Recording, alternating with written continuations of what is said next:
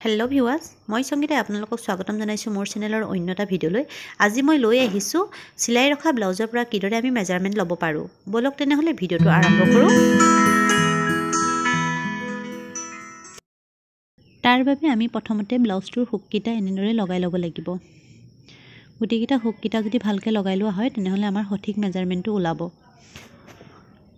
প্ৰথমতে এনেদৰে চাই ল'ব ভালদৰে, আৰু যদি কাপোৰটো ইস্ত্ৰি কৰি ৰখা হয় তেনেহ'লে এইটো বহুত বেছি ভাল, আৰু নহ'লেও চলি যাব। আৰু এইখিনি মেজাৰমেণ্টৰ ছাইডৰ যিখিনি লাগে, মেজাৰমেণ্টত যিখিনি লাগে মই সেইখিনি ছাইডত লিখি ল'লোঁ।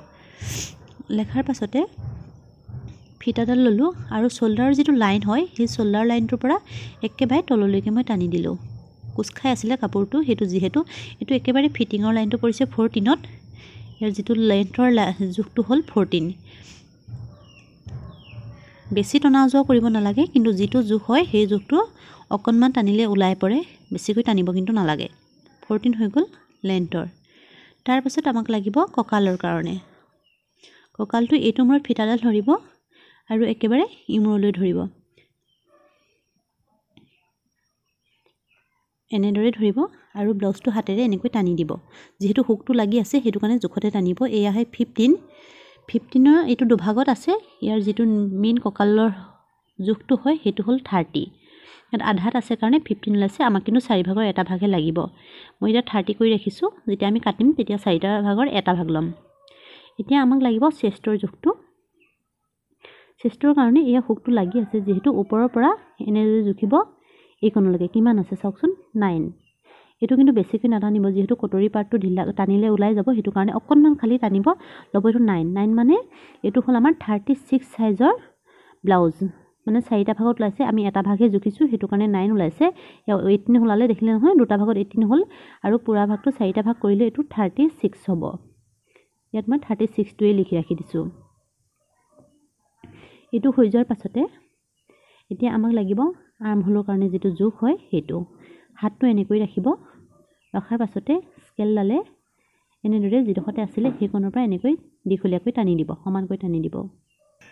এতিয়া ফিটাডাল এনেকৈ পেলাই জুখি চাব কিমান ওলালে। 6 যদি এইটো 6 আছে তেনেহ'লে এইটো যিটো ষ্ট্ৰেট লাইনটো 6তেই দিব।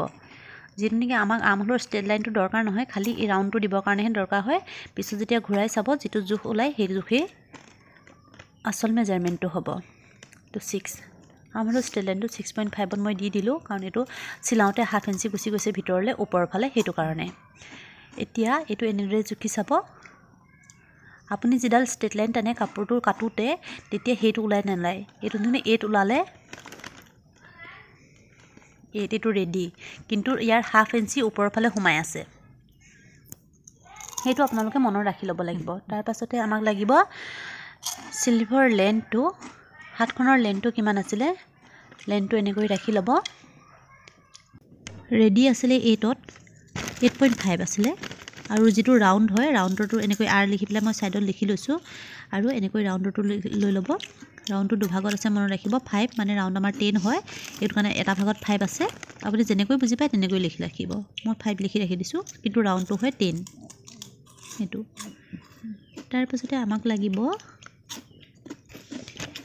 শ্ব'ল্ডাৰৰ কাৰণে, কিন্তু চিলাই ৰখা ব্লাউজত শ্ব'ল্ডাৰ লোৱাটো বৰ বেছি দিগদাৰ হৈ যায়। সেইটো কাৰণে শ্ব'ল্ডাৰটো আপোনালোকে যেতিয়া কৰিব নহয় তেনেহ'লে আপোনালোকৰ অভ্যাসত হৈ যাব, আৰু নহ'লে যদি পিঠিটো কটা হয় মানে 4-5ত থাকি তললৈ যায় তেনেহ'লে সেইটো এটা 5.5তে ৰাখি ল'ব। এইটো চাওক, যিহেতু কাটি ৰখা ব্লাউজৰ শ্ব'ল্ডাৰটো ল'বলৈ অকণমান নহয় বেছিয়ে দিগদাৰী হৈ যায়। এইটো এনেকৈ ল'লে, এইটো দেখিছে নহয় 9, এইটো 9ত মানে 9 এনেদৰে 9ত পিঠি ৰাউণ্ডটো আছে। আৰু তেনেহ'লে মই এইটো লৈ লৈছোঁ। বেক নেকটোৰ ওপৰত ডিপেণ্ড কৰি বেক নেক যদি 9 হয় ৰেডি, তেনেহ'লে আমি এইটো কাটিব লাগিব 9.5ত, যিহেতু 1/2 ইঞ্চি ওপৰলৈ গুচি যায়, সেইটো কাৰণে এইটো শ্ব'ল্ডাৰটো 5.5ত লৈ ল'ব এইটো আন্দাজত। আৰু পিঠিটো কিমানকণ বহল কৰে সেইটো আপোনালোকৰ নিজৰ লগত কথা। এইটো মই ৰাখি ল'লোঁ শ্ব'ল্ডাৰ 5.5। আপোনালোকে শ্ব'ল্ডাৰ 5ও কৰিব পাৰে, কিন্তু পিঠি যিডোখৰ আমাৰ কান্ধত পৰি থকা অংশ সেই অংশটো কিন্তু বৰ ঠেক হৈ যাব, সেইটো কাৰণে 5.5 একেবাৰে জোখ। তাৰপাছতে আহিলে আমাৰ ফ্ৰণ্টৰ নেকটো চাওক। এইটো ফ্ৰণ্টৰ নেক আছে 6 ৰেডি, এইটো দেখাই দিলোঁ 6 আছিলে।